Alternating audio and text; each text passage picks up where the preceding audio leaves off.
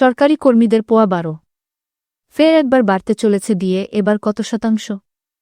Bangla hunt desk. বঙ্গে DA dearness অ্যালাওয়ান্স নিয়ে চর্চা তুঙ্গে। সম্প্রতি মহার্ঘ ভাতা বৃদ্ধি করেছে রাজ্য সরকার।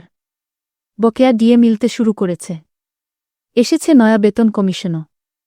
সব মিলিয়ে এ রাজ্যের সরকারি কর্মীদের, গভর্নমেন্ট এমপ্লয়িজ, পোয়া 12।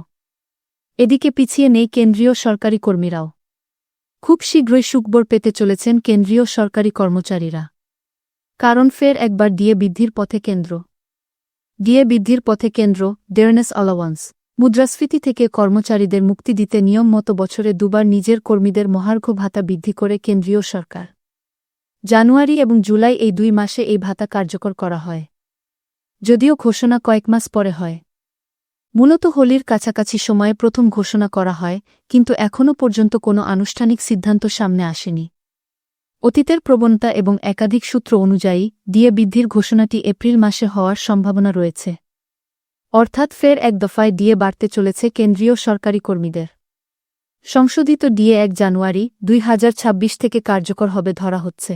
শিল্প শ্রমিকদের জন্য সর্বভারতীয় ভোক্তা মূল্য সূচক CPI-W অনুযায়ী মনে করা হচ্ছে এবার মহার্ঘ ভাতা বর্তমান 58% থেকে 2% বৃদ্ধি পেয়ে 60% হতে পারে। বর্তমান 58% ডিএ পাচ্ছেন কেন্দ্রীয় সরকারি কর্মীরা, যা জানুয়ারি থেকেই লাগু হবে। সূত্রের খবর, কমপক্ষে 2% ডিএ বৃদ্ধি করা হতে পারে এবার। সংবাদ বুলেটিন। উল্লেখ্য, গত বছর নভেম্বরে CPI-W ছিল 184.2। ডিসেম্বরের সূচক অনুয়ারি ডিএ সূচক 59.93% রয়েছে। কিন্তু ভগ্নাংশে ডিএ বৃদ্ধি যেহেতু হবে না, তাই একেবারে 2% ডিএ বাড়তে চলেছে বলে সূত্রের খবর। যদি তেমনটা হয় তাহলে তা গত কয়েক বছরের তুলনায় হবে সবথেকে কম।